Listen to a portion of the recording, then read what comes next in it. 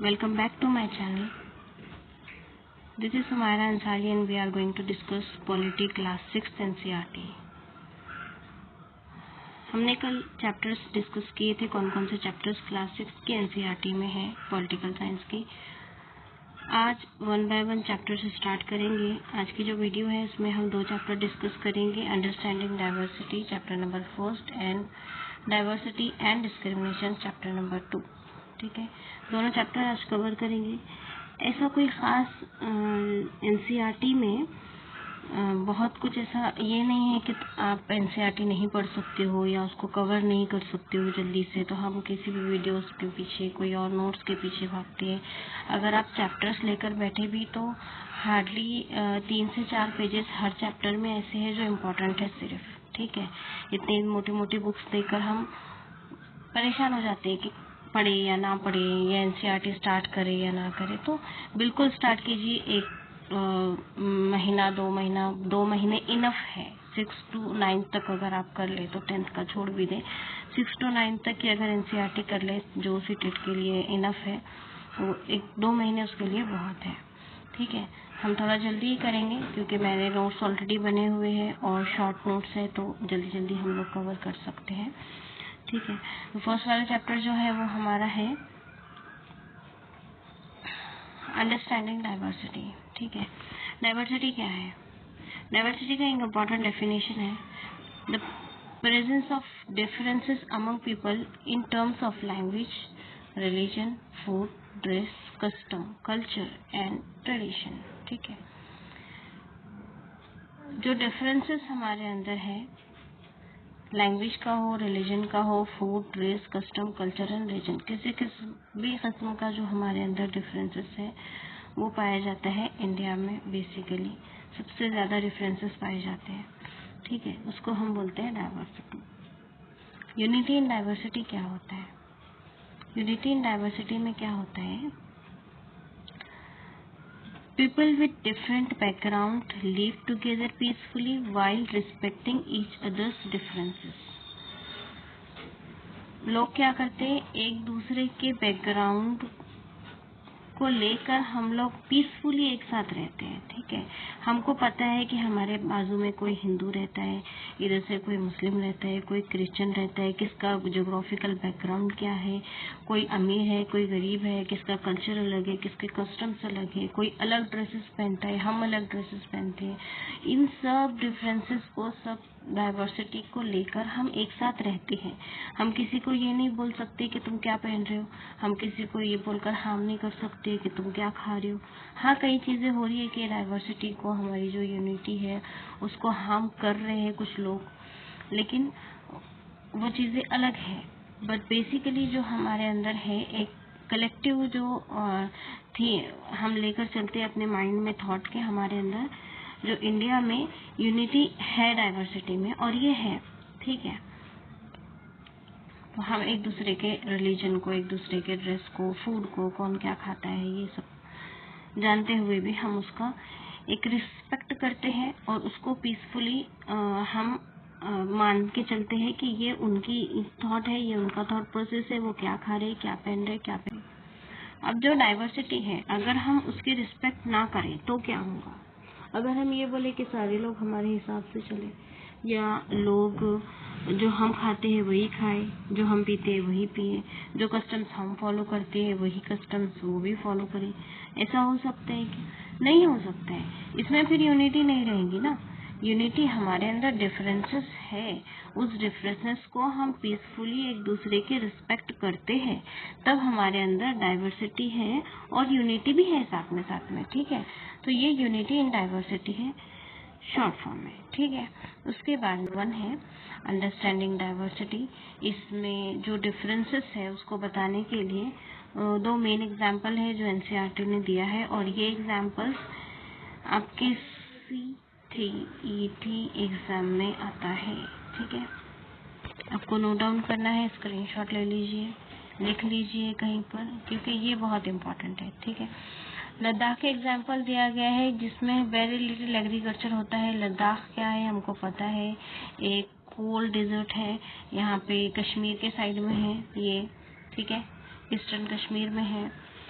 तो यहाँ पे ज़्यादा बारिश नहीं होती है। बारिश के लिए लोग मुनहसर होते हैं किस पे, जब धूप आएंगी, जो स्नो जो बर्फ़ है वो पिघल के आएंगी तो इनके पास में पानी आएगा, पीने के पानी के लिए भी ये लोग इस पे रहते हैं। तो यहाँ पर ऑब्वियसली जब पानी की कमी है तो एग्रीकल्चर नहीं हो सकता है, तो वेरी लिटिल एग्रीकल्चर होता है। बुद्धिज़्म यहाँ पर है लद्दाख में, ठीक है। मेजर रिलीजन जो इनका है वो बुद्धिज़्म है, और ये इन्फ्लुएंस है बुद्धिस्ट से, क्योंकि बुद्धिस्ट मोनार्क जो है ना वो यहाँ पर आए थे लद्दाख में, और उन्होंने अपना रिलीजन यहाँ पर लद्दाख को दिया है, और ये लोग उसी को फॉलो करते हैं, ठीक है। तो यहाँ बुद्धिस्ट मॉन्क्स जो है यहाँ पर बहुत दिखाई देंगे आपको। उसके बाद में है जो मॉन्टेसरीज है इस्लाम की और बुद्धिस्ट की यहाँ पर है, ठीक है। ये लोकेटेड है जम्मू एंड कश्मीर में, हमने डिस्कस किया है, ठीक है। जम्मू एंड कश्मीर के ईस्टर्न पार्ट में है, ठीक है। तिब्बतन कल्चर से ये इन्फ्लुएंस है। तिब्बत के लोग जो हैं जब इंडिया में आते हैं तो लद्दाख उनको बीच में लगता है। जो तिब्बत के लोग यहाँ पर आते हैं ना तो उनको लद्दाख बीच में लगता है। लद्दाख ऐसे कोई ट्रेडर्स का हम कह सकते हैं कोई एक प्लेस नहीं है जहाँ पे ट्रेडर्स आते हैं स्पेशली, लेकिन क्योंकि ये बीच में लगता है तो इसमें से जो रास्ता निकलता है तो इसकी वजह से यहाँ पे ट्रेडर्स आते हैं, ठीक है। तिब्बतन नेशनल एपिक है जो केरला लद्दाख में जो है ये गाया जाता है, इसका नाम है केसर सागा। ये इम्पोर्टेंट है, ये इस पे क्वेश्चन बन चुका है सीटेट में पहले भी हमारे पास में, और टेट में भी बन चुका है। केसर सागा जो है वो नेशनल एपिक है, कहाँ का? तिब्बत का। तिब्बत का नेशनल एपिक है, लेकिन लद्दाख में इसको लोग गाते हैं, इसको पढ़ते हैं, ठीक है, इसके रिस्पेक्ट करते हैं। नेक्स्ट जो हमारा है वो है केरला। केरला का सेकेंड एग्जाम्पल दिया हुआ है। बोर्ड थोड़ा सा गंदा हो गया है, लेकिन आप still you can able to see the Kerala here, ठीक है। केरला जो है वो सराउंडेड है हिल्स और माउंटेन्स से, ठीक है। यहाँ पे रेनफॉल अच्छी होती है, ठीक है। ये कल्टीवेशन के लिए स्पेशल है, ठीक है। स्पाइसेस यहाँ पे होते हैं, और यहाँ पे जो है क्रिश्चियनिटी स्प्रेड हुई है। पुर्तगीज क्योंकि यहाँ पर आए थे स्पाइसेस के लिए, हमको पता है, हमने बचपन से कहानी सुनी है कि डच और पुर्तगीज जो है वो हमारे इंडिया में आए थे स्पाइसेस के लिए। तो क्योंकि केरला में स्पाइसेस की जो पैदावार है, जो कल्टीवेशन है वो ज़्यादा होता है, तो ऑब्वियसली पुर्तगीज यहाँ आए होंगे, तो वही अपने साथ में क्रिश्चियनिटी लेकर आए हैं। अब देखिए, जो ट्रेडर्स हमारे इंडिया में या हमारे किसी भी रीजन में आते हैं ना, वो अपने साथ में अपना कल्चर, अपना रिलीजन, अपनी जो चीज़ें हैं वो लेकर आते हैं, और फिर वो धीरे धीरे हमारे जो कल्चर है वो उस पर इफेक्ट करती है, ठीक है। यहाँ पे तिब्बतन लोग आए थे, यहाँ पे बुद्धिस्ट लोग आए थे, तो लद्दाख में क्या हुआ, बुद्धिस्ट का इन्फ्लुएंस पड़ा, और अभी भी बुद्धिस्ट रिलीजन वहाँ पे फॉलो किया जाता है लोगों के बीच में। यहाँ पे क्योंकि पुर्तगीज आए थे और इनका जो धर्म है वो क्रिश्चियनिटी है, तो केरला में जो है वो क्रिश्चियनिटी स्प्रेड हुई, ठीक है। तो वहाँ पे केरला में लोग क्रिश्चियनिटी ज़्यादा फॉलो करते हैं, ठीक है दूसरे रिलीजन्स भी, पर क्रिश्चियनिटी एक मेन रिलीजन है जो पुर्तगीज से आया था और यहाँ पे फॉलो किया जाता है, ठीक है। यहाँ पे कल्चरल जो है ना इनका बहुत ही रिच है, और रिलीजियस डाइवर्सिटी है। मैंने कहा ना कि क्रिश्चियन है, लेकिन कुछ और रिलीजन्स भी है जो फॉलो किए जाते हैं यहाँ पे, ठीक है। अब यहाँ पे जो है फिशिंग नेट्स हैं, जिसको यहाँ पे ये लोग करते हैं, यूज़ करते हैं फिशिंग नेट्स वगैरह फिशिंग करने के लिए, और एग्रीकल्चर अच्छा होता है, बारिश अच्छी है, ठीक है। तो ये डाइवर्सिटी है, दोनों के एग्जाम्पल से बताया गया है चैप्टर नंबर 1 में कि लद्दाख में क्या है और केरला में क्या है। ये छोटी छोटी कुछ चीज़ें हैं, आप लिख लीजिए, याद कर लीजिए, स्क्रीनशॉट ले लीजिए, ठीक है। आगे बढ़ते हैं।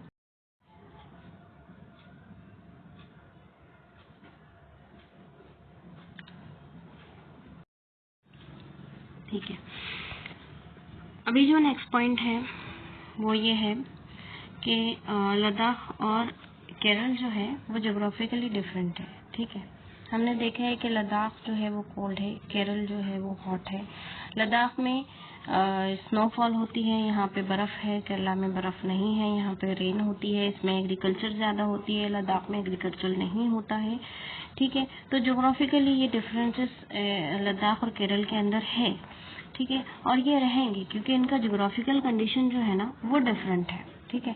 दोनों का भी जो जियोग्राफिकल कंडीशन है वो बहुत डिफरेंट है, तो इसकी वजह से ये जो इनके अंदर जो डिफरेंसेस है ये रहेंगे, इसको हम नहीं हटा सकते, ठीक है।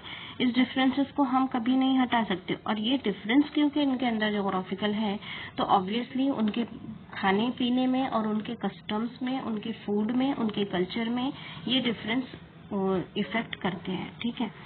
तो they are similar cultural values and represent Indian diversity. अब ये दोनों में कुछ कल्चरल वैल्यूज हैं जो सिमिलर है, क्या? क्योंकि ये एक दूसरे की जो उनका फूड है उसकी रिस्पेक्ट करते हैं, उनके जो वैल्यूज हैं, अच्छा पहनते हैं, और उसके बाद में जो भी उनके कल्चर है उसको फॉलो करते हैं और एक दूसरे के कल्चर की रिस्पेक्ट करते हैं। तो ये रिप्रेजेंट करता है इंडिया की डाइवर्सिटी को, ठीक है।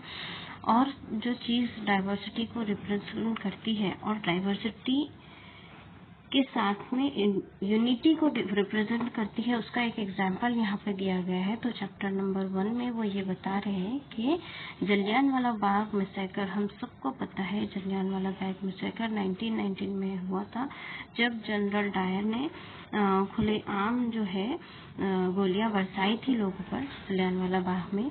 तो यहाँ पर जो है डिफरेंट रिलीजन के पीपल, डिफरेंट रीजन के पीपल सब मिलके एक जगह जो वास था वहाँ पर जमा हुए, और उन्होंने अपने इंडिया के लिए जो है लड़ा, और अपने इंडिया के लिए उन्होंने जान गंवाई है। तो ये एक बहुत बड़ा उदाहरण है हमारी यूनिटी का, ठीक है। उसके बाद में ये जो है बहुत बड़ा एक उदाहरण है हमारी यूनिटी का, और ये जो फीलिंग है नेशनल यूनिटी की फीलिंग हमारे अंदर पैदा करता है। ये वाला जो इंसिडेंट है इसको अगर हम डिस्कस करें या पढ़ें तो इसमें एक पोयम भी है जो लिखी गई है, जो हमारे एनसीईआरटी में बुक में दी हुई है, आप पढ़ लीजिएगा अगर टाइम हो तो आपके पास में, ठीक है। उसके बाद में यूनिटी इन डाइवर्सिटी, ये जो वर्ड है ना, ये कहाँ से आया है? ये वर्ड नेहरू जी ने क्या किया था, जवाहरलाल नेहरू ने ये वर्ड कॉइन किया था। ये जो फ्रेज है इसको बताया था। डिस्कवरी ऑफ इंडिया नाम की इनकी एक बुक है जिसमें उन्होंने ये फ्रेज कॉइन किया था, ठीक है। उसके बाद में एक इम्पॉर्टेंट पॉइंट ये है कि हिस्ट्री एंड ज्योग्राफी एक दो मेन ऐसे फैक्टर्स हैं जो ये रीज़न है डाइवर्सिटी के, ठीक है। हमने देखा है कि हिस्ट्री, केरल की जो हिस्ट्री और ज्योग्राफी है वो बिल्कुल अलग अलग है, इसलिए उनका जो कस्टम्स है वो अलग है, उनके फूड अलग है, उनकी जो डिफरेंसेस हैं वो बिल्कुल अलग अलग डिफरेंसेस है दोनों में। वो इसलिए है क्योंकि वहाँ की ज्योग्राफी और उनकी हिस्ट्री, उनके जो ट्रेडर्स थे, जो ट्रैवलर्स थे, जैसे पुर्तगीज केरला में आए, और जो तिब्बत लोग जो लद्दाख में आए, तो उनका डिफरेंसेस वहाँ से एक लिंक होता है, ठीक है। अब ये जो डाइवर्सिटी है ना, ये हमेशा सेलिब्रेट नहीं होती है, क्या बोलते हैं इसको, हमेशा डाइवर्सिटी में जो है इंसान खुश नहीं होता है ना, मतलब कि कैसा होता है कि अपना जो कल्चर है ना उसको चाहता है कि बड़ा हो, ठीक है, मैं बड़ा हूँ और मेरी जो कस्टम्स है उसकी वैल्यू ज़्यादा हो। तो ये जो एक ह्यूमन टेंडेंसी है हमारे अंदर कि we want to be superior always, है ना। तो ये यूनिटी डाइवर्सिटी में हमेशा नहीं होती है ना कहीं हम कभी स्टेरियोटाइप्स हो जाता है ना, प्रेजुडाइज इसमें हो जाते हैं, इसमें डिस्क्रिमिनेशन हो जाता है, इनइक्वालिटी हो जाती है। अब ये सब होता क्या है, ठीक है, मैं ऐसे ही सिर्फ नहीं बोल रही हूँ कि प्रेजुडाइज स्टेरियोटाइप, हम इसका देखेंगे क्या है, ठीक है। प्रेजुडाइज होता क्या है, पीपल को जो है हम नेगेटिवली उनके बारे में जाने बगैर नेगेटिवली लोगों के बारे में हम कोई धारणाएं बना दें, कोई अपना जो थिंकिंग है, जो हमारा एक बिलीफ बना दें कि ये जो लोग हैं वो ऐसे होते हैं, जैसे गांव के लोग हैं तो वो पढ़ नहीं सकते, हो जाते हैं, कोई अच्छे मार्क्स से पास हो जाता है, ठीक है। तो ये सब चीज़ें हम लोग ऐसे बना देते हैं कि जैसे एग्जाम्पल यहाँ पे दिया गया है कि girls can not play cricket, ठीक है। अब क्रिकेट एक ऐसा खेल है जिसमें बॉयज़ ही खेल सकते हैं, गर्ल्स नहीं खेल सकती है, इस तरीके की एक प्रेजुडाइज बनी हुई है, ठीक है। स्टेरियोटाइप क्या होता है? हम एक ग्रुप ऑफ पीपल को किसी एक इमेज में फिक्स कर देते हैं, ठीक है। यहाँ पे ना लोग अक्सर कंफ्यूज हो जाते हैं कि प्रेजुडाइज में भी हम फिक्स कर रहे हैं और स्टेरियोटाइप में भी फिक्स कर रहे हैं, तो दोनों में डिफरेंस क्या है, ठीक है। तो प्रेजुडाइज और स्टेरियोटाइप में मेन डिफरेंस ये है ना कि ये एक ऑल मेंबर्स ऑफ ग्रुप के लिए होता है, ठीक है। और प्रेजुडाइज जो है ना कि सिंगल के लिए भी हो सकता है, ठीक है, सिंगल के लिए भी हो सकता है, और ये मोस्टली नेगेटिव होता है, ठीक है।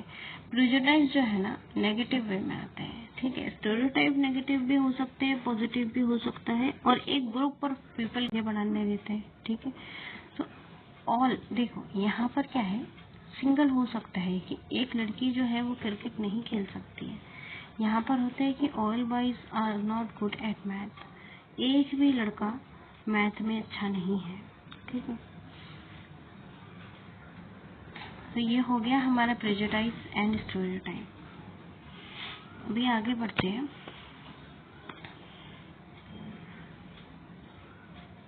डिस्क्रिमिनेशन जो है वो लीड करता है किसकी वजह से?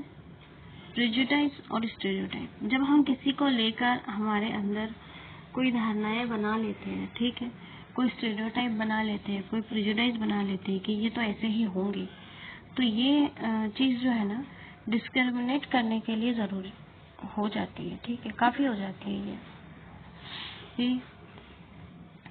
इंडिया के अंदर डाइवर्सिटी है, ठीक है, हमारे अंदर 8 मेजर रिलीजन्स है जो फॉलो किए जाते हैं, वैसे बहुत सारे, लेकिन मेजर रिलीजन जो है, जो मेजोरिटी में है, वो 8 है, ठीक है। 1600 ज़बानें हमारे पास बोली जाती है, तो ऐसा हो ही नहीं सकता कि कोई ये ना बोले कि मेरी लैंग्वेज सुपीरियर है ना। ऑब्वियसली यहाँ पर इतनी डाइवर्सिटी अगर है तो इसमें डिस्क्रिमिनेशन भी होगा। कुछ ऐसे लैंग्वेजेस हैं जिसको लोग बड़ा समझते, कुछ ऐसे रिलीजन्स हैं जिसको लोग बड़ा समझते, अपने रिलीजन्स को बड़ा समझते और दूसरों को नीचे समझते। तो यही होता है कास्ट सिस्टम, ठीक है। एक पुरानी जो रिवाज है कास्ट सिस्टम का, वो था जिसमें सोशल हायरार्की थी, जिसमें लीडर्स थे, 4 कास्ट थे, हमको मालूम है, वर्ण सिस्टम था, है ना। तो अपर कास्ट के लोग जो थे वो बड़े थे और जो नीचे कास्ट के थे उनको दलित कहा जाता है। हालांकि दलित आज के जो हमारा कॉन्स्टिट्यूशन है उसमें कहने से मना किया गया है दलित, ठीक है, क्योंकि उसका जो मतलब होता है वो ऑपरेस्ड और ब्रोकन होता है। तो शेड्यूल कास्ट जो इस्तेमाल होता है वो ये वर्ड है, ठीक है, हमारे कॉन्स्टिट्यूशन में जो दिया गया है। और इनको जो ये दलित लोग हैं इनको ना अनटचेबल ट्रीट किया जाता था पुराने ज़माने में, और इसी से बिलोंग करते थे हमारे डॉक्टर बाबा साहेब अम्बेडकर, ठीक है, फादर ऑफ कॉन्स्टिट्यूशन इनको कहा जाता है। इनका जन्म हुआ था 1901 में, ठीक है। महार कम्युनिटी से बिलोंग करते थे, बॉम्बे की दलित फैमिली से ये थे।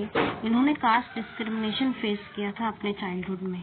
उनको पढ़ने नहीं दिया जाता था, उनको सेम क्लास में बैठने नहीं दिया जाता, जहाँ अपर क्लास के लोग बैठ रहे थे उनको बाहर बैठा दिया जाता था, उनको वो फैसिलिटीज नहीं दी जाती थी जो अपर कास्ट के लोगों को थी। इनको हमेशा सप्रेस किया जाता था, हमेशा नीचे दिखाया जाता था, लेकिन फिर भी उन्होंने अपनी तालीम हासिल की, अपना जो एजुकेशन है उसको कंप्लीट किया, और ये बताया कि दलित लोग भी आगे बढ़ सकते हैं, और अपने जो दलित कम्युनिटी के लिए उनके लिए बहुत सारे काम किए हैं, ठीक है। उन्होंने बाद में बुद्धिज्म धर्म अपना लिया था। लास्ट में उन्होंने जो उनके कुछ ईयर्स थे उसमें बुद्धिज्म को फॉलो किया, क्योंकि उनका मानना था कि बुद्धिज्म से जो पीसफुल ज़्यादा रिलीजन है ना वो नहीं है इंडिया में कहीं पर भी, तो बुद्धिज्म को वो फॉलो किया था उन्होंने बाद में, ठीक है, कन्वर्ट हो गए थे वो। और उन्होंने ये बताया कि सब इक्वल है, ठीक है, एवरीवन इज इक्वल, हर कोई एक जैसा है, कोई सुपीरियर नहीं है, कोई दलित नहीं है, कोई अपर क्लास नहीं है, कोई लोअर क्लास नहीं है, हर जो व्यक्ति है वो इक्वल है, ठीक है। अगर तुमको ऊपर जाना है, तुमको अपनी इज्जत बनानी है, तो तुमको एजुकेशन हासिल करनी है, तुमको कुछ बड़ा मुकाम हासिल करना है, तो तुम अपने आप को प्रूफ करना है कि as a person you are right. आपके एथिक्स अच्छे होने चाहिए, तब आप सुपीरियर माने जा सकते हैं एक सोसाइटी में, ठीक है। अदरवाइज कास्ट, रिलीजन और लैंग्वेज के बिना पर हम किसी को सुपीरियर नहीं बोलते। सीटेट और टेट के लिए जो इम्पोर्टेंट टॉपिक्स हैं, पॉइंट्स दिए गए हैं, उसको मैं बताना चाहती हूँ यहाँ पे, ठीक है। प्रेजुडाइज एक है, नेगेटिव ओपिनियन विदाउट फैक्ट्स, ठीक है, we have already discussed it. Stereotype है, फिक्स्ड इमेज अबाउट ग्रुप, ठीक है। डिस्क्रिमिनेशन है, unfair treatment based on prejudice, prejudice के बेस पर हम किसी के साथ अनफेयर ट्रीटमेंट कर रहे हैं, कोई सुपीरियर है, कोई नीचे है, कोई ऊपर है, इस तरीके से बता रहे हैं, तो ये है डिस्क्रिमिनेशन। इनइक्वालिटी है, अपॉर्चुनिटीज देना लेकिन इनइक्वल देना, ठीक है। सबको एक साथ अपॉर्चुनिटीज नहीं देना, हर किसी को आगे बढ़ने के लिए अपॉर्चुनिटीज नहीं देना, किसी को ज्यादा मौके हासिल करना और किसी के लिए कम, तो ये है इनइक्वालिटी, ठीक है। दलित वो पीपल है जो हिस्टोरिकली ट्रीट किए गए थे अनटचेबल्स के लिए, जो चौथी वाली जो कास्ट थी उसको नाम यहाँ पर दलित दिया गया है, ठीक है। और doctor Baba Saheb Ambedkar, father of the Indian constitution and champion of equality, ठीक है। ये कुछ पॉइंट्स हैं, क्विक देख लीजिए, हो सकता है एक आ जाए एग्जाम में, तो यहाँ से आपको याद रह जाए, ठीक है। So thank you so much, this all for today, and उम्मीद है कि आपको समझ आई होंगी ये जो टॉपिक्स हमने डिस्कस किए हैं, चैप्टर्स है, ठीक है। First chapter understanding diversity and second chapter हमारा जो डाइवर्सिटी एंड डिस्क्रिमिनेशन का था, वो वाला चैप्टर भी आपको समझ आ गया होगा। दोनों भी जो चैप्टर्स हैं वो इम्पॉर्टेंट है, इसमें कुछ चीज़ें हैं जो इम्पोर्टेंट है जिसको मैंने नोट्स में दे दिया है, ये वाली इम्पोर्टेंट है। बाकी पूरा चैप्टर पढ़ने में अपना टाइम बर्बाद करने से बेहतर है कि हम ऐसे ही शॉर्ट वीडियोस में शॉर्ट नोट्स के ज़रिए एनसीईआरटी को कवर कर लें, और हो जाता है बहुत जल्दी, मोस्टली कुछ बहुत ज़्यादा टाइम नहीं लगता है, हो जाते हैं अगर आप करें तो, ठीक है। तो अभी के लिए इतना ही। नेक्स्ट चैप्टर जो है मैं ट्राई करूंगी कि ऐसे ही हम दो चैप्टर्स एक वीडियो में कवर कर लें, ताकि आपका भी टाइम बचे, क्योंकि एग्जाम्स में अब बहुत ज़्यादा टाइम लेकिन बहुत ज़्यादा नहीं है कि हम हर चीज़ को बहुत डीप में देखें, लेकिन एक ओवरव्यू आ जाए हर चैप्टर से जो मेन टॉपिक्स है उसके लिए, तो ईजी होगा, ठीक है।